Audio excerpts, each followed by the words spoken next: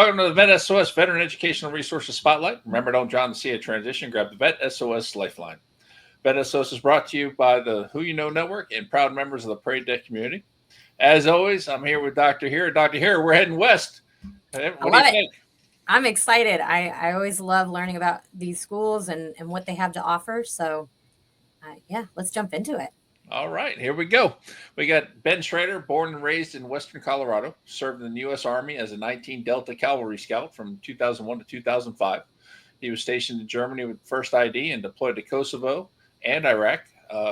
Ben then went to Colorado State University and double majored in political science and sociology, as well as earned an MA in ethnic studies.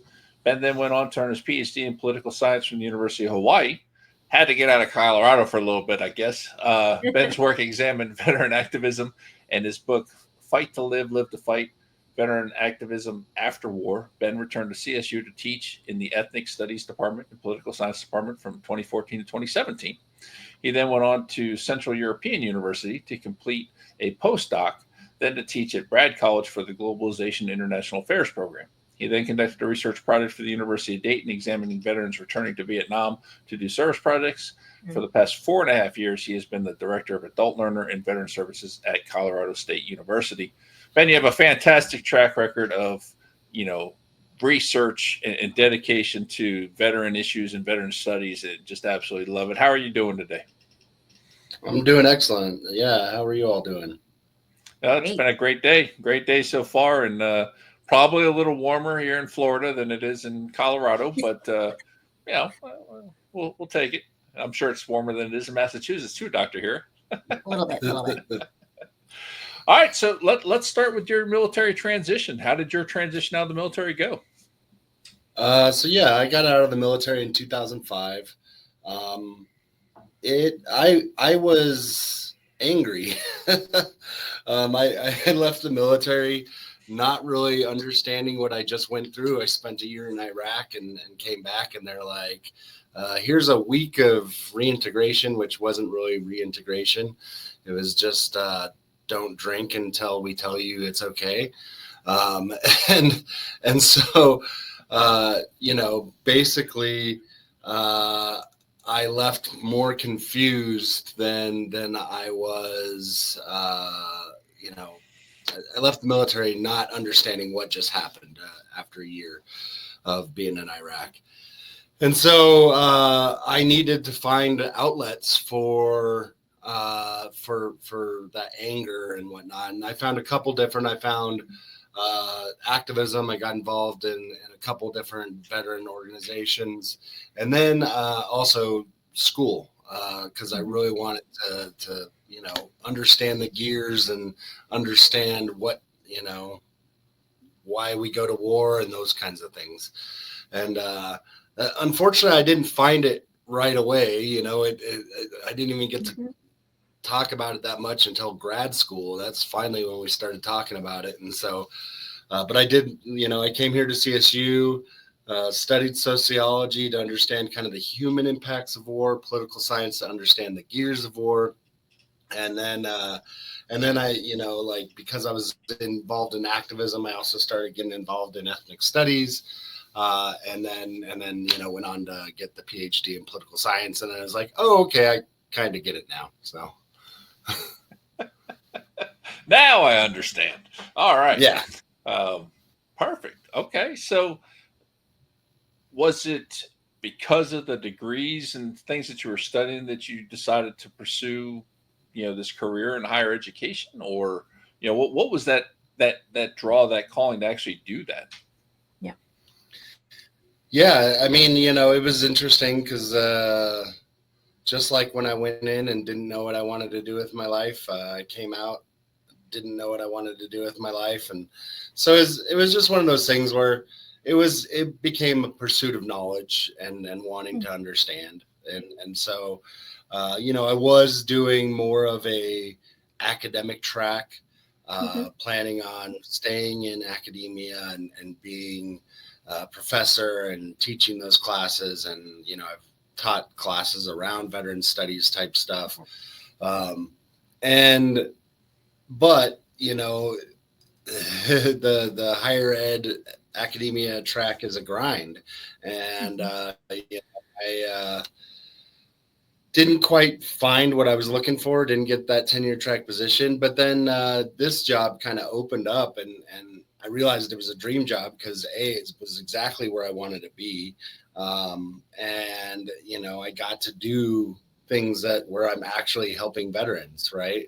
Helping people succeed and make that transition from their military experience back into the civilian world in a way that I didn't really have those opportunities, right? Like this office kind of started when I was in undergrad and in my master's here at CSU, but it wasn't fully formed yet. And it like anything that just starts with throwing a bunch of veterans together, it wasn't very conducive for transition. I think over the years, and thankfully I've had wonderful predecessors who've helped create a space that helps with transition, holds accountability, and really is a space that I would have been way more welcome to be a part of when I was here. And so I'm really thankful for all the opportunities that I've had, but then that I get to give other people. Yeah. So what is the student body like there now? How big is it, and how many military connected students are there? So, around 2017, we actually had a huge, that was the largest population we had of actual veterans. We had about 1,200 veterans back in 2017. Now we have about between 600 and 700. And then but we still have about 500 to 600 military connected dependents who are utilizing veteran benefits. Wow. That's fantastic.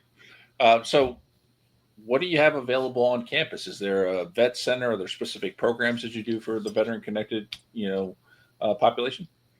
Absolutely. And I don't know if we have time to actually go through all these amazing opportunities that we hear at Colorado State.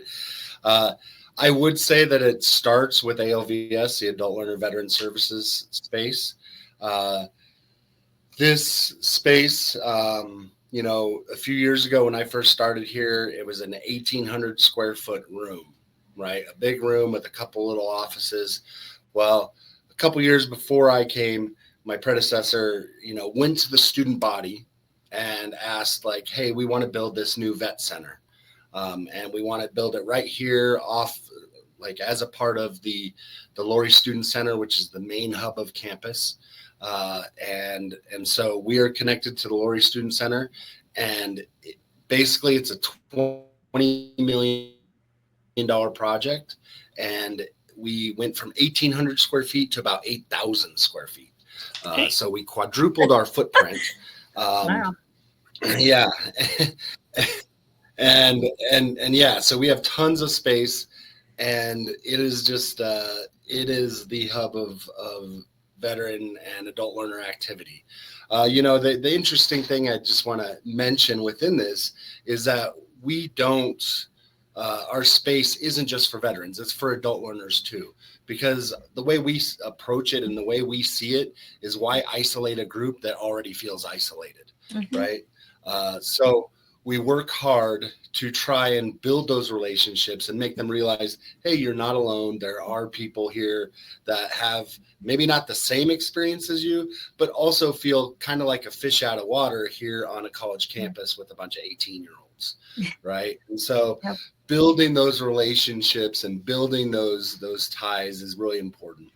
Within the ALVS Center, we, 8,000 square feet, we have 3 refrigerators, we have a food pantry, we have quiet rooms, we have rooms that they could check out as well. We have computers, free printing, free coffee, obviously the most important for most of our veterans, and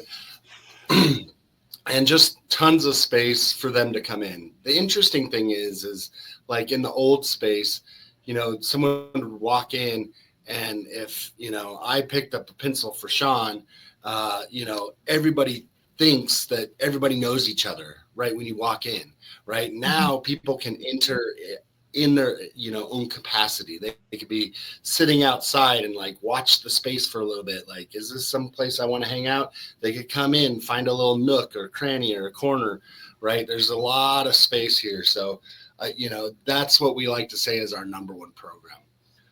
Within ALVS, we also have peer advisors that do outreach that start well before actually when they come. When we get the list of people who are coming, we do outreach and make sure, they have everything they need to succeed. Connect them with our VEBO office, which is the Veterans Education Benefits Office, which they have a satellite space in our space, right? Because we don't actually handle the benefits in our office, which is nice because then we can focus on student success. And then, we have, there's a number of programs across campus as well. We're tied to the ROTC in many ways. We do a lot of work with them. We're on their advising board, and they help us with scholarship reviews, right? Because we have about 8 scholarships that are geared just towards veterans. One including another scholarship. One of the scholarships I'd like to highlight in there is the Liniger Honors Scholarship, which basically goes to any veteran who served in a combat zone, and it's basically a free $3,000 per semester in your pocket, right? We have a ton of resources. The occupational therapy has a program that's specifically just focused on veterans who are having an extremely tough time, right? Like making those adjustments. They'll basically do a lot of the hand holding that's needed to try and figure out, like, how do we help you succeed? How do we ensure that you, in your class, right, you're getting connected with the Student Disability Center, that getting all the tools, like whether it be note-taking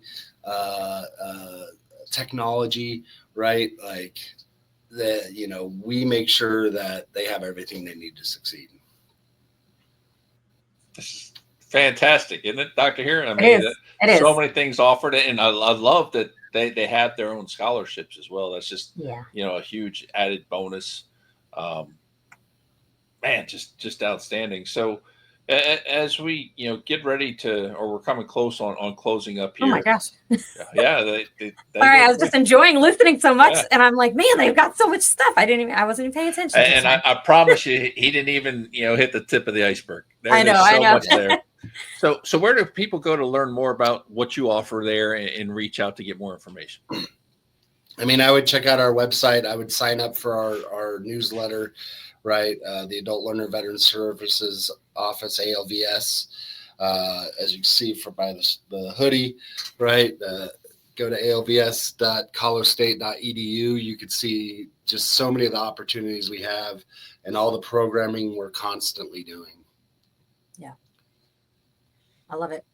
Again, that there's probably needs you're meeting that people don't even realize they have until they get there. So it's just wonderful to again, see that holistic approach, meeting everybody where they are, and really ensuring that, you're thinking beyond the classroom itself. There's so many other parts to education and experience that, often, again, you don't know what you don't know. And you guys are covering a lot of that. So wow, time flies. So thank you, Ben, for joining us on Vet SOS today. On behalf of the Vet SOS family, we'd like to thank everyone for tuning in. You can find the Vet SOS podcast on all of your favorite podcast platforms, as well as YouTube and social media. Make sure you subscribe and follow Vet SOS so you don't miss a thing. And please remember, don't drown in the sea of transition. Grab the Vet SOS lifeline.